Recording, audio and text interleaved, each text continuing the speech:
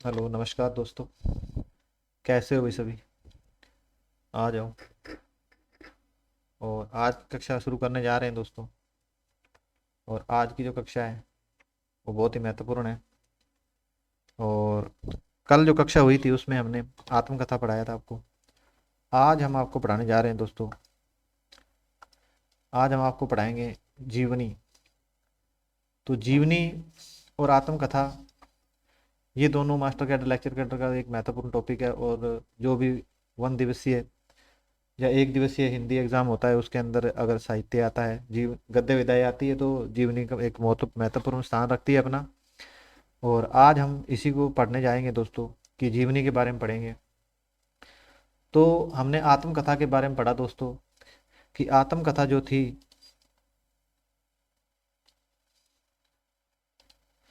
तो आत्मकथा के अंदर क्या था।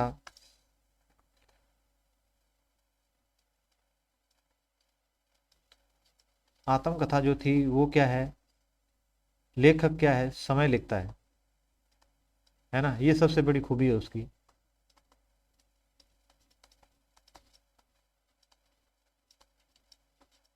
और अभी हम बात करें कि आज हम जीवनी की बात करते हैं। तो जीवनी की बात की जाए तो जीवनी क्या है दोस्तों, ये किसी भी लेखक के द्वारा किसी अन्य या अन्य महान या किसी भी व्यक्ति के बारे में लिखा जाता है। तो ये क्या होता है दोस्तों, किसी दूसरे व्यक्ति के द्वारा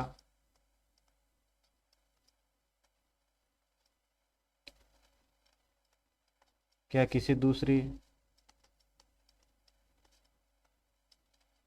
व्यक्ति के द्वारा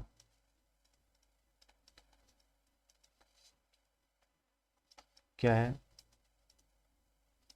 किसी महान अब्लिक विशिष्ट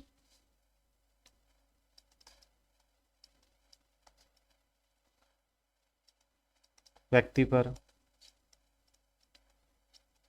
उसके जीवन की रचना की जाती है। रचना या उसको पुस्तक के रूप में लिखा जाता है। ठीक है दोस्तों।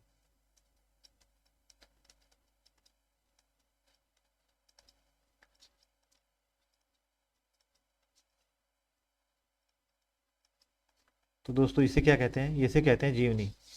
और आत्मकथा क्या है, समय के द्वारा अपनी कथा लिखना क्या है, आत्मकथा है। इसके बाद हम अभी चलेंगे दोस्तों, इसी को बिना विलंब किए हुए क्लास को शुरू करते हैं। और ये है दोस्तों जीवनी टॉपिक, जो कि बहुत ही महत्वपूर्ण है। और इसको हम पढ़ते हैं। देखो, जब कोई लेखक किसी अन्य महान व्यक्ति के जीवन का संपूर्ण विवरण क्रमबद्ध तरीके से, यानी कि एक तरतीब से लिखेगा वो, कि मैं महत्वपूर्ण घटनाओं के माध्यम से प्रस्तुत करता है दोस्तों। एक तो इसकी व्याख्या या जो परिभाषा कह सकते हैं हम, कि जब कोई लेखक किसी अन्य महान व्यक्ति के जीवन का संपूर्ण विवरण क्रमबद्ध रूप में और महत्वपूर्ण घटनाओं के माध्यम से प्रस्तुत करता है, उसे क्या कहते हैं, जीवनी कहते हैं दोस्तों। दूसरी जो परिभाषा है, किसी व्यक्ति विशेष के जीवन वृतांत को जीवनी कहा जाता है दोस्तों। अभी शिल्पे जो एक आलोचक हुए दोस्तों, शिल्पे ने जो ये पाश्चात्य काव्य शास्त्र के अंतर्गत आते हैं, और इन्होंने क्या बताया है कि जीवनी किसी व्यक्ति विशेष की क्या है, जीवन घटनाओं का विवरण है दोस्तों। ठीक है। उसके बाद हम देखते हैं कि हिंदी में सभी तत्वों से युक्त जीवनी लिखने वाले कौन है दोस्तों, कार्तिक प्रसाद खत्री दोस्तों। ठीक है। तो हमने ध्यान देना है कि हिंदी में जो सर्वप्रथम सभी तत्वों से युक्त जीवनी लिखने वाले कौन है, जो लेखक है वो है कार्तिक प्रसाद खत्री दोस्तों। और शिल्पे क्या कहते हैं कि जीवनी किसी व्यक्ति विशेष की जीवन की घटनाओं का क्या है, विवरण है दोस्तों। तो आगे चलते हैं हम, और हम देखते हैं कि कौन कौन सी जो जीवनियाँ लिखी गई है। इसके बाद देखते हैं कि जीवन साहित्य की सर्वप्रथम जो है ना, हिंदी साहित्य की क्या है दोस्तों, सर्वप्रथम जीवनी कौन सी है, दयानंद दिग्विजय है, जो कि 1881 में लिखी गई और गोपाल शर्मा शास्त्री जी के द्वारा लिखी गई दोस्तों। ये आपने ध्यान देना है कि हिंदी की पहली सर्वप्रथम जीवनी कौन सी है, ये है दयानंद दिग्विजय, जो 1881 में गोपाल शर्मा शास्त्री जी के द्वारा क्या है, लिखी गई है। इसके साथ हम अगली जो देखते हैं, ये जीवनी क्या है कि कालिदास है, कालिदास, सूरदास, शंकराचार्य है, उसके बाद वल्लभाचार्य है, Lord Mayo, Lord Lord Ripon के ऊपर भारतेंदु जी ने लिखी है दोस्तों, है ना, भारतेंदु हरिश्चंद्र जी ने लिखी है। और इसके बाद आपने देखना है अहिल्याबाई का जीवन चरित्र जो है 1887 में लिखी गई है, ये कार्तिक प्रसाद खत्री जी ने लिखी है दोस्तों। उसके बाद छत्रपति शिवाजी का जीवन चरित्र 1990 1890 में लिखी गई है, और ये दोस्तों कार्तिक प्रसाद खत्री जी के द्वारा लिखी गई है। उसके बाद दोस्तों अगली जो जीवनी है मीराबाई का जीवन चरित्र, जो कि 1993 में 1893 में लिखी गई है, ये कार्तिक प्रसाद खत्री जी के द्वारा लिखी गई है। उसके बाद दयानंद दिग्विजय जो है 1881 में लिखी गई है दोस्तों, और ये है गोपाल शर्मा शास्त्री जी के द्वारा रचना की गई है। उसके बाद अगली देखते हैं प्राचीन प्राचीन पंडित और कवि, ये 1918 में लिखी गई है, महावीर प्रसाद जी द्विवेदी जी के द्वारा लिखी गई है। इसके साथ हम आगे बढ़ते हैं। तो अगली जो जीवनी है दोस्तों, उसको हम देखते हैं कि कर्मवीर गांधी, जो 1913 में लिखी गई और मुकुंदी लाल के द्वारा लिखी गई दोस्तों। उसके बाद है दोस्तों शिवाजी और मराठा मराठा जाति, 1914 में लिखी गई, रघुनंदन प्रसाद मिश्र ने लिखी। क्या है, शिवाजी और मराठा जाति, 1914 में लिखी गई रघुनंदन प्रसाद मिश्र के द्वारा। उसके बाद अगली रचना है दोस्तों जीवनी है, जो कर्नल टॉड के ऊपर लिखी गई 1902 के अंदर, और एक गौरी शंकर हीरानंद ओझा जी के द्वारा लिखी गई है। उसके बाद हम अगली देखते हैं दोस्तों कि चंद्रगुप्त विक्रमादित्य 1932 में लिखी है, ये भी उन्होंने लिखी है, गौरी शंकर हीरानंद ओझा जी ने लिखी है दोस्तों। उसके बाद हम बात करेंगे दोस्तों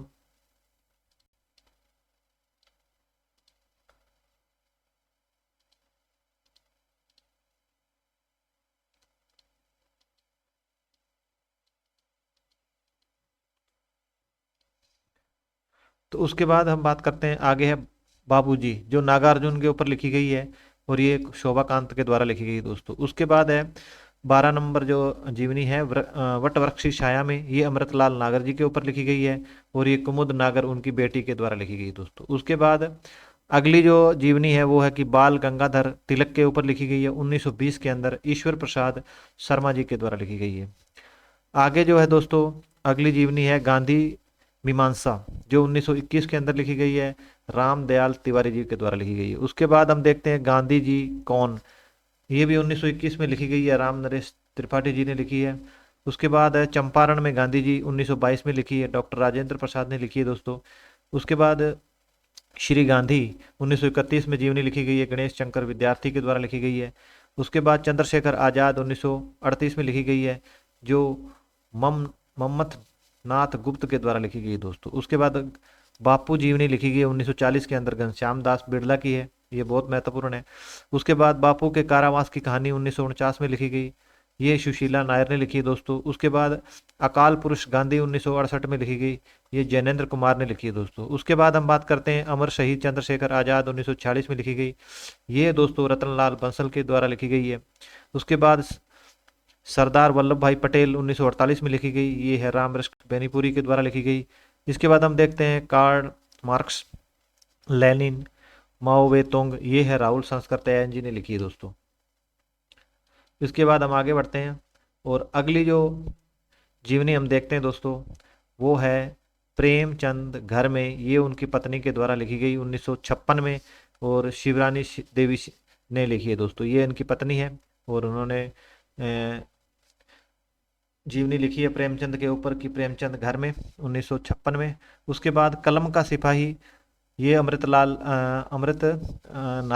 राय ने लिखी है, जो कि प्रेमचंद जी के बेटे हैं, 1968 में लिखी इन्होंने। उसके बाद कलम का मजदूर, ये दोस्तों कलम का मजदूर 1965 में लिखी गई है, ये मदल गोपाल जी के द्वारा लिखी गई दोस्तों। उसके बाद अगली जो जीवनी हम देखते हैं महाप्राण निराला है, जो कि गंगा प्रसाद पांडे जी के द्वारा लिखी गई है। उसके बाद हम देखते हैं अगली निराला की साहित्य साधना 1976 में लिखी गई, रामविलास शर्मा जी ने लिखी दोस्तों। उसके बाद आचार्य रामचंद्र शुक्ल की जीवनी और कृतित्व 1963 में लिखी, ये है दोस्तों आचार्य चंद्रशेखर शुक्ल, जो इनके भतीजे थे रामचंद्र शुक्ल के, उन्होंने लिखी। उसके बाद सुमित्रा नंदन पंत जीवन और साहित्य 1970 में लिखी, शांति जोशी ने लिखी, ये इनकी बहन थी दोस्तों। आवारा मसीहा 1974 में लिखी गई, जो विष्णु प्रभाकर के द्वारा लिखी गई। उसके बाद दोस्तों हम बात करते हैं अग्नि सेतु, जो है 1976 में लिखी गई है, और ये विष्णु चंद्र शर्मा के द्वारा लिखी गई है दोस्तों। आगे हम बात करते हैं समय साम्यवादी, ये 1997 में लिखी गई है, और ये विष्णु चंद्र शर्मा के द्वारा लिखी गई है। उसके बाद हम देखते हैं कि शिखर से सागर तक 1986 में लिखी गई, जो कि राम कमल राय के द्वारा लिखी गई। और आगे कुछ और रचनाएं बची है, वो करवा देते हैं दोस्तों। इसके बाद हम देखते हैं कि आगे जो रचना है जीवनी है दो आखिरी चट्टान तक, ये बहुत महत्वपूर्ण है, 1953 में लिखी गई है और राकेश मोहन के द्वारा लिखी गई है, मोहन राकेश के द्वारा, ठीक है। उसके बाद दिनकर एक सहज पुरुष, ये भी बहुत इंपॉर्टेंट है, 1981 में लिखी गई, ये शिव सागर मिश्र के द्वारा लिखी गई है दोस्तों। उसके बाद अगली जो जीवनी है मनीषी की लोक यात्रा, और ये भगवती प्रसाद सिंह ने लिखी है दोस्तों। उसके बाद हम बात करते हैं कथा शेष, जो अमृतलाल नागर ने लिखी है की जीवनी है, और ये ज्ञानचंद जैन ने लिखी है, ये 1999 में लिखी गई दोस्तों। इसके बाद अगली जीवनी की बात करते हैं मरुभूमि का वह मेघ, 1986 में लिखी गई है, और ये घनश्याम दास बिड़ला के ऊपर लिखी गई दोस्तों, और ये राम निवास जाजू ने लिखी है दोस्तों। उसके बाद आगे जीवनी की बात करते हैं मेरे बड़े भाई साहब कमलेश्वर जी, 1995 में लिखी गई, और ये डॉक्टर तेज बहादुर चौधरी जी के द्वारा लिखी गई है दोस्तों। उसके बाद आगे वाले जीवनी की बात करते हैं शेष कथा, तो 1999 अमृतलाल नागर के ऊपर ज्ञानचंद ये ऊपर आ गई है, ठीक है, ये वाली है। तो इसके बाद हम देखते हैं दोस्तों कुछ और है थोड़ी जीवनी, उन पे चर्चा कर लेते हैं। तो आगे जीवनी है दोस्तों कि वट वृक्ष की छाया में 2004 में आई, मुकुंद नागर, ये भी शायद दोबारा आ गई, अमृतलाल नागर जी की जीवनी है। तो उसके बाद है महामानव महापंडित, और ये 1995 में लिखी गई कमला शास्करत्यायन के द्वारा, और ये है राहुल संस्कृत्यायन जी की के जीवन पर एक जीवनी लिखी गई है दोस्तों। अमृत स्मृति के झरोखे से 1999 में लिखी गई, बिंदु अग्रवाल के द्वारा लिखी गई, और ये भारत भूषण अग्रवाल जी के ऊपर लिखी गई है दोस्तों। उसके बाद उत्सव पुरुष नरेश मेहता 2003 में लिखी, और ये महिमा मेहता जी ने लिखी है दोस्तों। उसके बाद हम बात करेंगे कमलेश्वर जी, कमलेश्वर मेरे हम सफ़र, ये 2005 में लिखी गई है जीवनी, और ये है तो गायत्री कमलेश्वर के द्वारा लिखी गई दोस्तों। इस प्रकार आज हमने जीवनी करवा दी है। इसके बाद हम आगे अगला नेक्स्ट टॉपिक देखते हैं दोस्तों। एक गद्य विधा आपके सामने कल और पेश करने जा रहे हैं, और आपने कक्षा को बहुत ही ध्यान से देखना है, और कक्षा आपके लिए क्या है दोस्तों, बहुत ही महत्वपूर्ण है।